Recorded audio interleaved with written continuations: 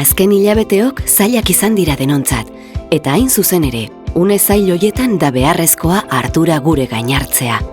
BM supermerkatuetan aurrera pausoa eman dugu zuri onena eskaintzen jarraitzeko. Izan ere, gure arrain saltzaileek, frutariek, arakinek, kutxako langileek, apalbetetzaileek, arduradunek, garbiketako langileek eta abarrek dena eman dute zuk beti bezala erosketak egiten jarraizen ezan. Eta biltegiko gure langileek eta garraiolariek gainera, une oro hornikuntza bermatzeko aurrera pausoa eman dute. BM supermerkatuetan ere aurrera pausoa eman dugu gure dendetan segurtasuna bermatzeko, osasun arloko neurri gorenak ezarrita. Eta gainera, bertako ekoizleen alde aurrera pausoak ematen jarraituko dugu, 400 ekoizle baino gehiagorekin lan eginda. Edo egoera ahulenean dauden kolektiboak gure adinekoak adibidez zaintzeko. Izan ere, haientzako telefono bidezko erosketa zerbitzua egokitzen lehenengoak izan ginen.